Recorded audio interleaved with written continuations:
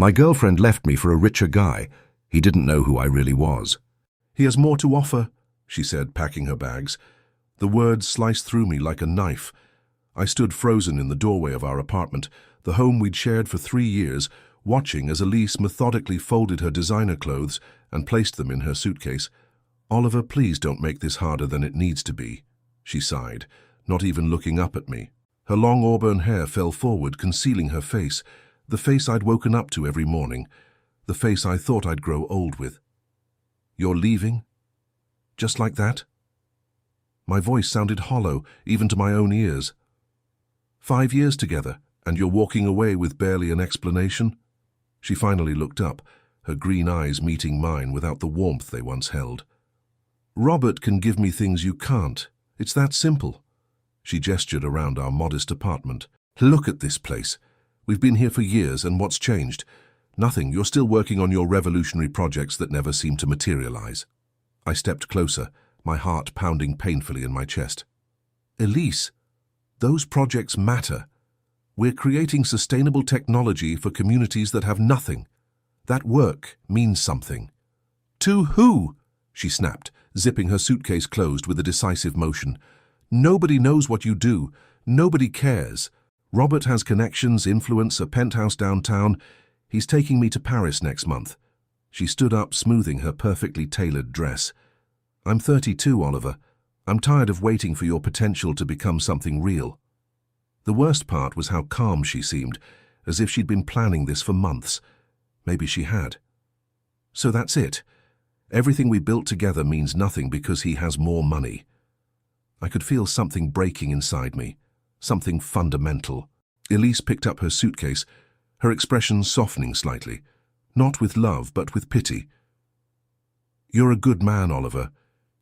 You're just limited. I want more than this." She gestured around our apartment again. "I deserve more." She walked past me toward the door, the faint scent of her perfume, the one I'd given her for her birthday, lingering in the air. I didn't try to stop her. Pride, shock, or heartbreak, I'm not sure which kept me rooted to the spot. At the door, she paused. "I've already moved most of my things to Robert's place. I'll send someone for the rest." She didn't turn around when she added, "I hope you find what you're looking for, Oliver. I really do." The door closed behind her with a quiet click. I stood alone in our suddenly empty-feeling apartment, surrounded by the life we'd built together. Photos of our vacation to the coast last summer, the mismatched furniture we'd collected over the years, the small desk in the corner where I'd spent countless nights working on my designs while she slept. I picked up a framed photo of us, taken on her birthday last year. We looked happy. I thought we were happy. My phone buzzed with a message. For a fleeting second, I thought it might be Elise regretting her decision. Instead, it was Mark, my business partner. "Meeting confirmed with investors tomorrow. This could be it, Oliver." I set the phone down without responding and sank onto the couch, the one Elise had insisted we buy because it matched her vision for the apartment. The irony wasn't lost on me. The investment meeting we'd been working toward for years was finally happening, just as my personal life collapsed. Outside the window, the city lights blinked on as dusk settled over the skyline. Somewhere out there, Elise was probably already in Robert's penthouse starting her new glamorous life, while I sat alone in the darkening apartment, wondering how I could have been so blind. I didn't cry. Not yet. That would come later. Instead, I felt a strange, hollow emptiness spreading through me, as if something essential had been carved out, leaving nothing but a void where my future used to be. 3 weeks after Elise left, I was still finding traces of her everywhere. A forgotten earring under the couch, the lavender-scented candle she always lit in the bathroom, the coffee mug with her lipstick stain that I couldn't bring myself to wash. My phone buzzed with another notification. Against my better judgment, I opened Instagram to see Elise beaming from the balcony of Robert's penthouse, the city skyline stretching behind her like a glittering backdrop specially designed for her new life. "New beginnings," the caption read. 57 comments congratulated her on her upgrade, both in real estate and in men. I put the phone down, the familiar ache spreading through my chest. It wasn't just that she'd left me, it was how easily she'd replaced everything we had built together. "You look like hell," Mark said, sliding into the seat across from me at our small office. The space was modest, a retrofitted warehouse in a developing part of town, nothing like the gleaming skyscraper where Robert conducted his business deals. "Did you sleep at all?" "Enough," I lied, taking a sip of my third coffee that morning. "What did the lab say about the prototype?" Mark eyed me with concern but mercifully didn't push. "It works, Oliver. The solar conversion rate exceeded even our projections. We're looking at a 43% efficiency rate, with materials that cost a tenth of what's currently on the market." This should have been cause for celebration. 5 years of work, of meticulously designing a solar energy system that could be implemented in communities with limited resources, was finally showing results that could change millions of lives. Yet I could barely muster a smile. "That's good," I said flatly. "The investors will be impressed." "Impressed? They'll be ecstatic. Do you realize what we've done here?" Mark leaned forward, his eyes bright with the excitement I should have been feeling. "This isn't just another solar panel, Oliver. This is revolutionary. Communities that have been energy-starved for generations could finally have affordable, sustainable power." I nodded mechanically. "When's the meeting with Green Future?" "Next Thursday," Mark replied, his enthusiasm dimming as he studied my face. "Look, I know you're going through something heavy with Elise, but this is bigger than us. This is everything we've been working toward." The mention of her name made something twist inside me. "I know. I'll be ready for the presentation." Later that afternoon, I found myself staring at my computer screen, the lines of code blurring before my eyes. My phone buzzed again, a group message from old college friends.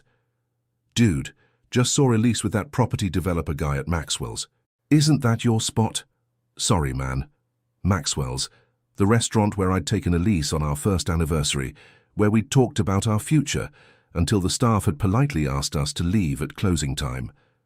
Now it was just another backdrop for her new romance, another piece of my life she'd casually appropriated.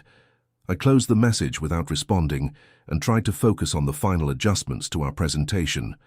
The numbers were solid. The technology worked. We had done what everyone said was impossible, created a truly affordable solar solution that could be implemented without specialized tools or training. It was the culmination of everything I believed in, that technology should serve the many, not just the privileged few. Yet I couldn't stop my mind from wandering to Elise. What would she think if she knew how close we were to success? Would it change anything? Or would Robert's penthouse and connections still outshine what I had to offer? "Oliver," Mark's voice pulled me from my thoughts. He stood in the doorway, worry etched into his features.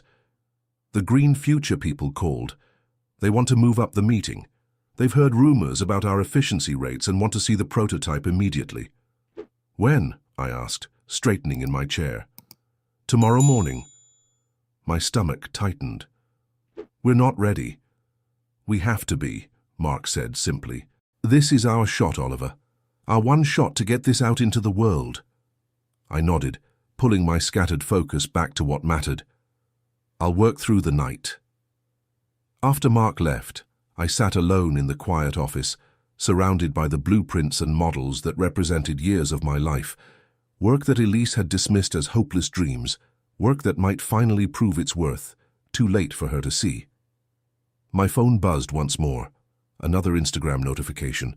Alas, at some charity gala, draped in a gown that probably cost more than our monthly rent, Robert's arm possessively around her waist. They looked perfect together, like they belonged in that world of champagne and chandeliers. I turned the phone face down and opened my laptop. I had a presentation to finish, a future to build, even if it wasn't the one I had imagined. Outside, the sunset painted the sky in shades of orange and purple, the same colors that had streaked the horizon on the evening I'd first met Elise. I pushed the memory away and focused on the screen in front of me, on the work that had cost me so much, but might yet be worth everything. The sun was barely rising when I arrived at the office, my wrinkled shirt betraying the fact that I'd slept at my desk. Mark found me putting the finishing touches on our presentation, spreadsheets and prototypes scattered across the conference room table. "You look terrible," he said, setting a coffee beside me. But is it done? I nodded, rubbing my bleary eyes. It's ready. The Green Future investors arrived promptly at 9, 3 serious-faced executives in expensive suits, looking utterly out of place in our modest workspace. I recognized Janet Chen, their CEO, from industry publications. Her reputation for tough questions and even tougher decisions preceded her. "Mr. Reeves," she said, extending her hand, "we've heard impressive things about your technology." I shook her hand, suddenly aware of my stubbled chin and rumpled appearance. "We're grateful for your interest, Ms. Chen. Shall we begin?" For the next hour, I walked them through the system we'd spent years developing, a solar energy solution that could be manufactured at a fraction of current costs, assembled without specialized training, and implemented in areas with limited infrastructure. The numbers spoke for themselves, 43% efficiency at 1/10 the cost. "And you've verified these figures?" Ms. Chen asked, her expression carefully neutral. "Multiple times across various testing conditions," I confirmed. "We've run field tests in 3 different climate zones. The results are consistent." The investors exchanged glances. "We'd like to see the prototype in action." Mark led them to our makeshift lab, where our latest model was capturing sunlight and converting it with unprecedented efficiency.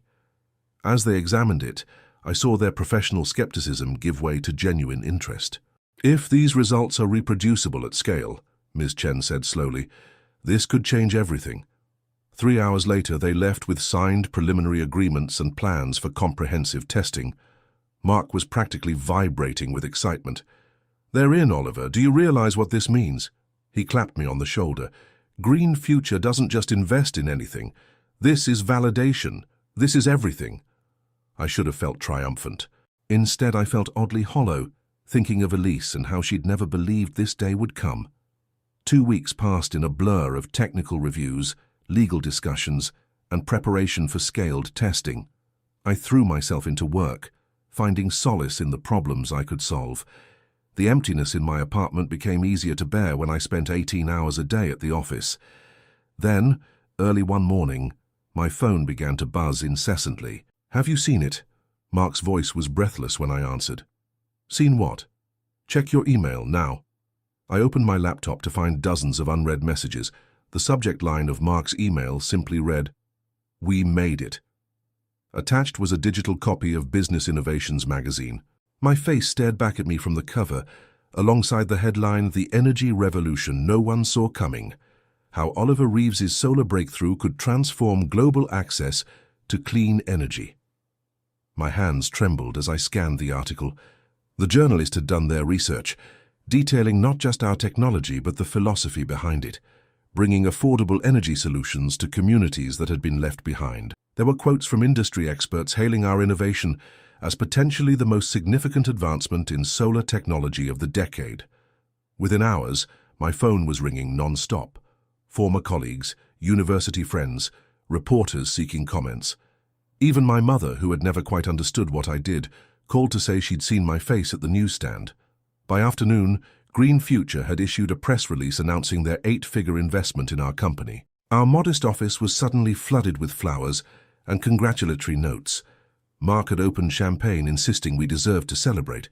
"To changing the world," he toasted, his eyes bright with triumph.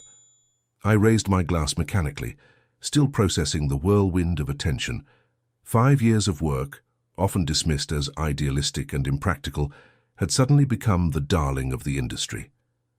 As I scrolled through the flood of messages on my phone, one stopped me cold. A text from a number I hadn't deleted, though I'd tried to convince myself I should. "Saw the magazine. Congratulations. Can we talk?" "Elise." I stared at the screen, feeling something twist in my chest. After weeks of silence, after the pain of seeing her new life with Robert splashed across social media, now she wanted to talk. The office door opened, and Sarah, our new head of operations hired by Green Future, poked her head in.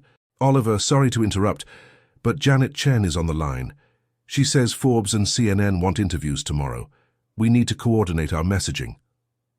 I looked back at the text from Elise, then at the champagne, the magazine cover, the future unfolding before me.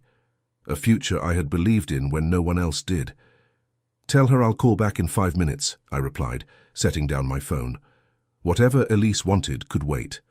For once, I had more important things to attend to. The cafe was busy, filled with the comforting hum of conversation and the rich aroma of coffee. I deliberately chose a public place, somewhere neutral, somewhere I could escape if necessary. 3 days had passed since Elise's text, 3 days of carefully crafted responses to interview questions and meetings with potential partners, before I finally replied with a simple, "Friday, 2 p.m., Riverside Cafe." I arrived early, selecting a table near the window but away from the main crowd. The magazine with my face on it was displayed prominently near the register. The barista had recognized me when I ordered, her eyes widening slightly before she composed herself with professional courtesy. At exactly 2:05, Elise walked in. She looked exactly as I remembered, yet somehow different.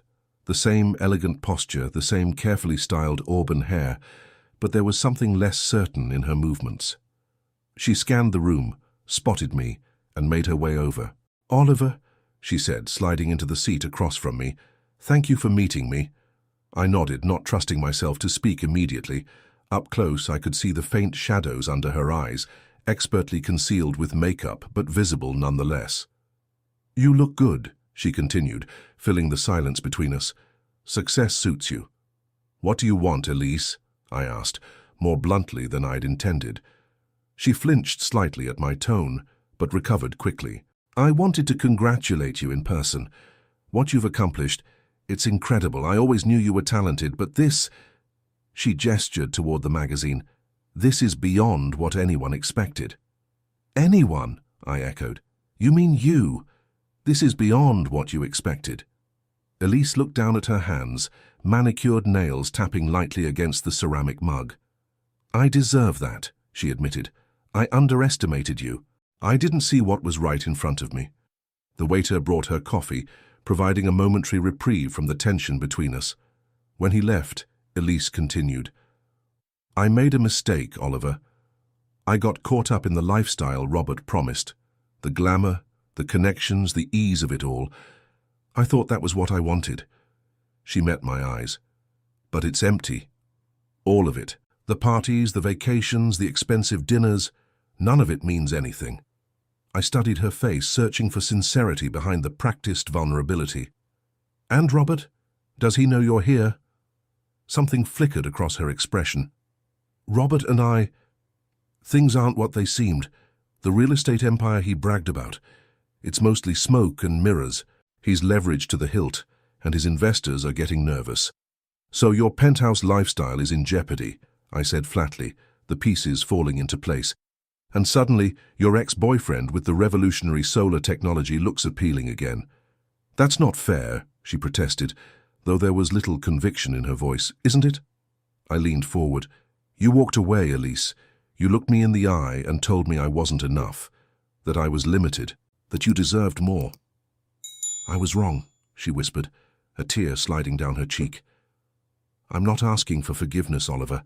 I miss you. I miss us. The realness of what we had." 3 months ago, those words would have been everything I wanted to hear. Now they rang hollow, a desperate attempt to secure a backup plan. "Did you ever believe in me, Elise? Truly believe in what I was trying to build?" She hesitated just a fraction too long. "I always knew you were smart. That's not what I asked." Elise sighed, dropping the pretense. "I thought your ideas were noble but impractical. I didn't think you'd ever break through." "At least you're honest," I said, a strange calm settling over me. "You know what the difference is between you and Green Future? They invested in the potential. You only wanted the finished product." The silence between us stretched, filled with the weight of what couldn't be unsaid. Outside the window, city life continued.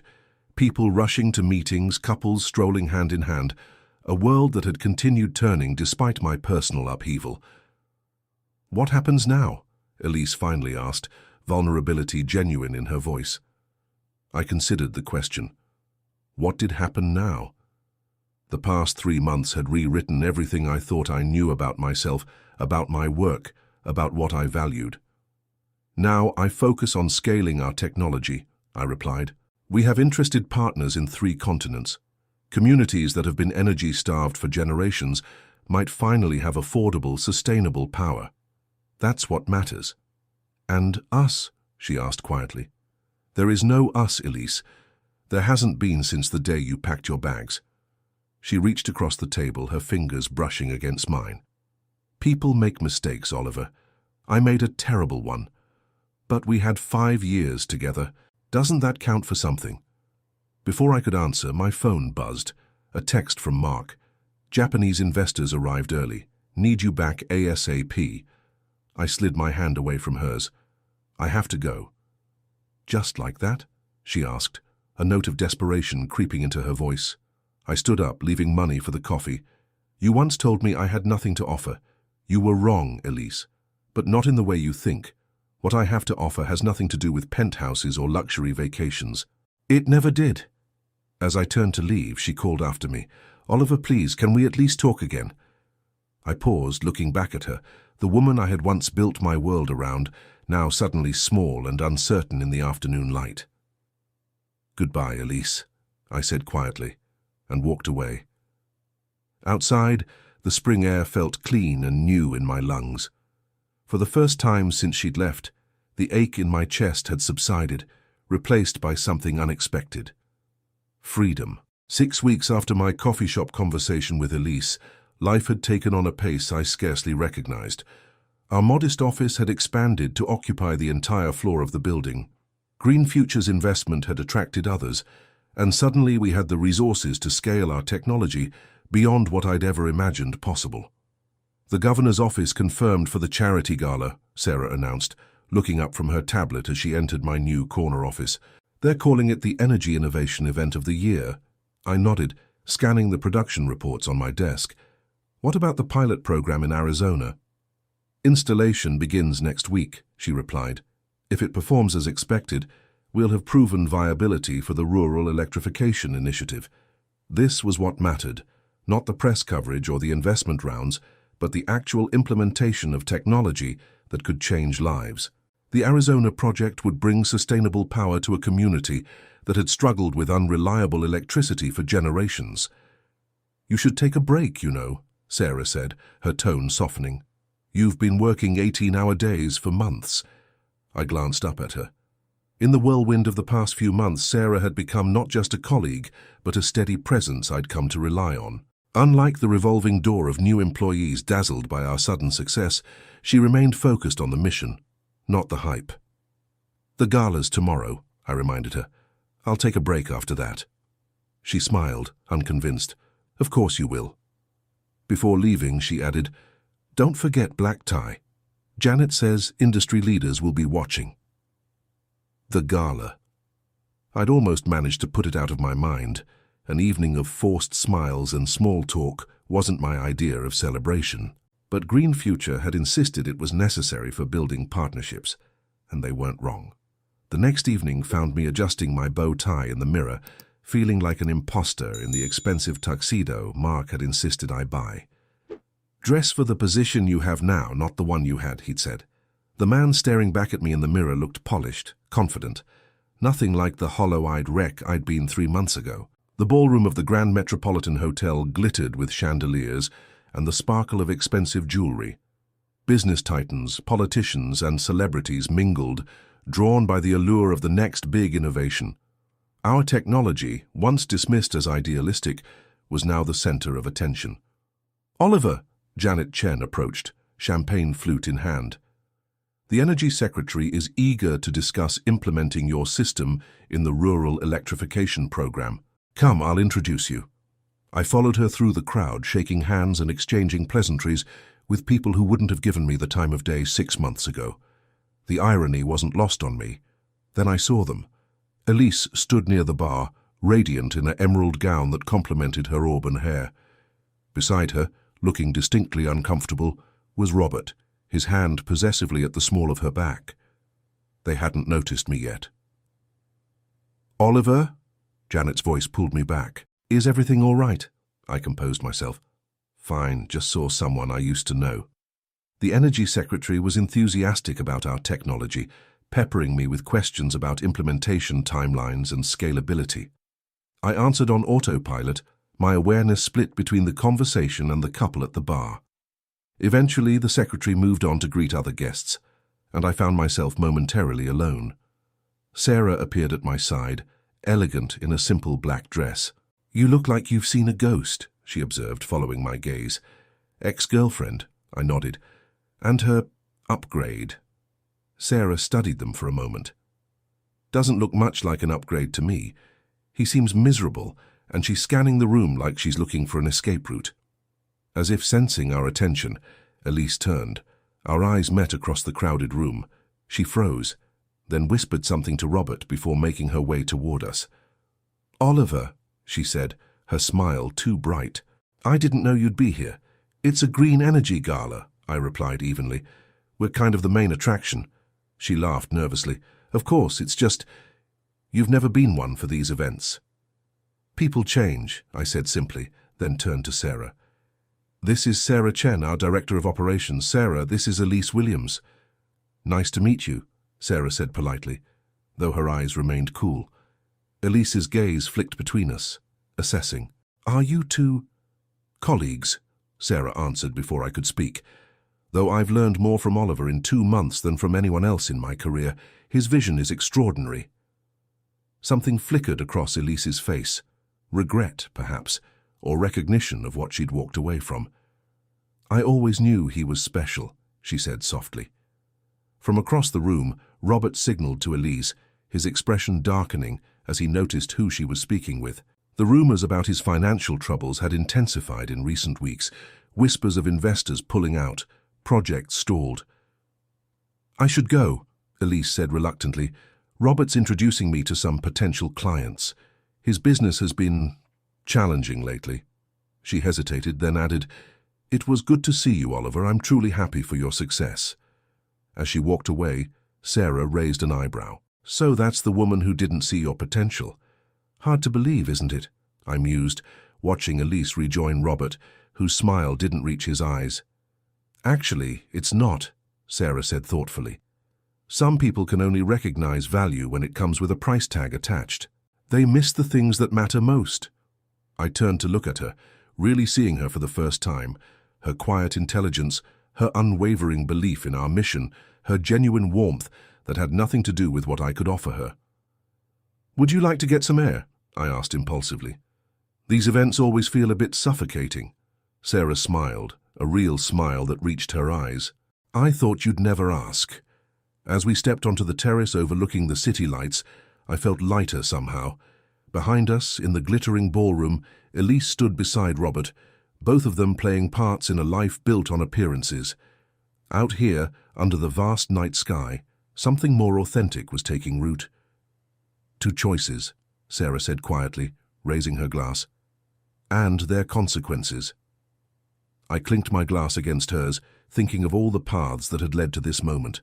"Two choices," I agreed. 1 year after Elise walked out of my apartment with her carefully packed suitcases, I stood on a dusty road in a small Arizona community, watching as children played beneath newly installed solar panels. Their laughter carried on the warm desert breeze, a sound more valuable than any applause I'd received at galas or conferences. "They've never had reliable electricity before," explained Maria, the community leader who had worked with us on the installation. "Now they can study at night. The clinic can refrigerate vaccines. It changes everything."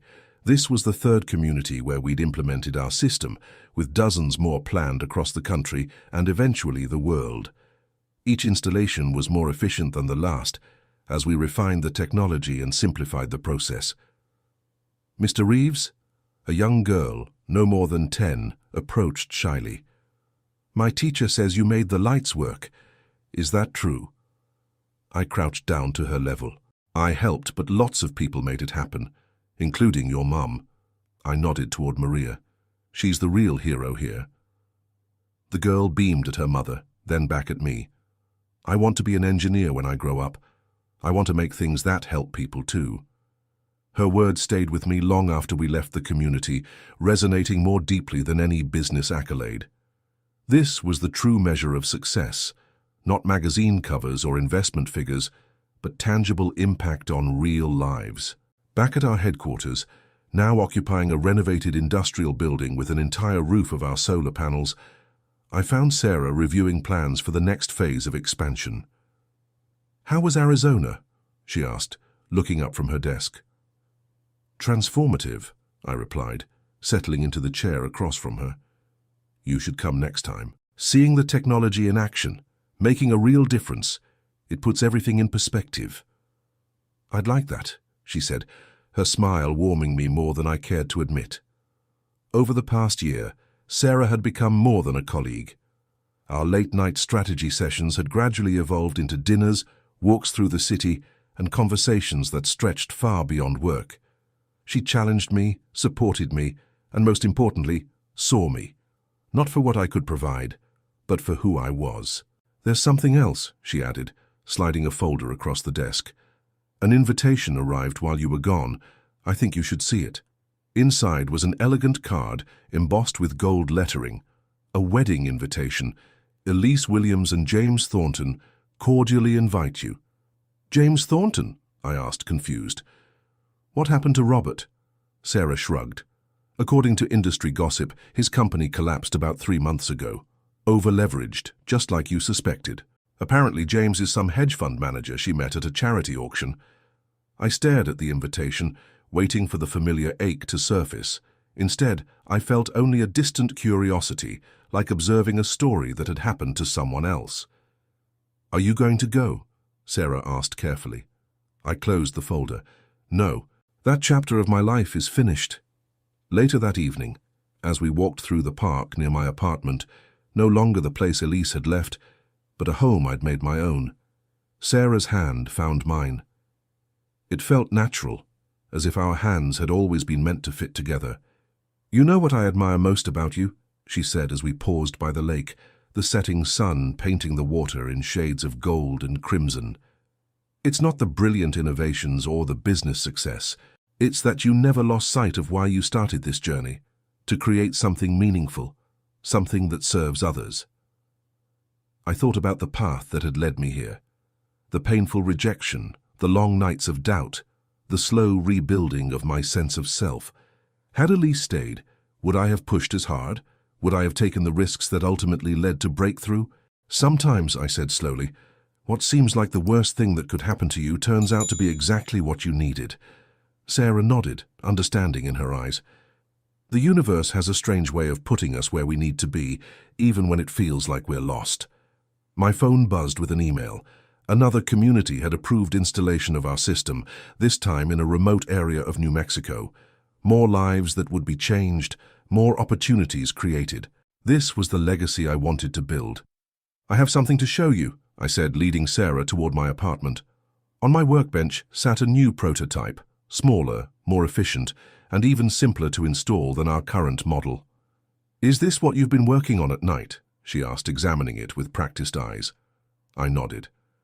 "The current system works for communities, but this," I gestured to the prototype, "this could work for individual homes, even in the most remote areas.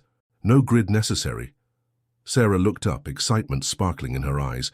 "You could democratize energy completely, put power, literally, in people's hands." "That's the idea," I agreed. "It's not about building an empire. It's about giving people tools to build their own futures." "Oliver Reeves," she said softly, "you truly are the most valuable man I know." As the last light of day filtered through the window, I realized something profound. Elise had walked out because she believed I had nothing of value to offer. No penthouse, no connections, no dazzling lifestyle. But true value wasn't measured in square footage or social status. It was found in purpose, in impact, in creating something that outlasted yourself. 3 days later, a text arrived from an unfamiliar number. "Saw your latest innovation in the news. You were right all along. I'm sorry I couldn't see it. Wishing you all the happiness you deserve." Elise's I read it once, then set my phone aside without replying. There was nothing left to say. Her validation, once so desperately craved, now meant nothing compared to the satisfaction of living a life aligned with my deepest values. That evening, as Sarah and I finalized plans for expanding to international communities, I felt a sense of wholeness that had eluded me for so long. The journey hadn't been easy, but it had led me exactly where I needed to be, surrounded by purpose, meaningful work, and a woman who saw my true value long before the world did. "Ready to change the world?" Sarah asked, her eyes bright with shared vision. I smiled, knowing that in many ways my world had already been transformed, not by success or recognition, but by the simple realization that what I had to offer had been enough all along. More than enough. "Ready," I replied, stepping confidently into the future we would build together.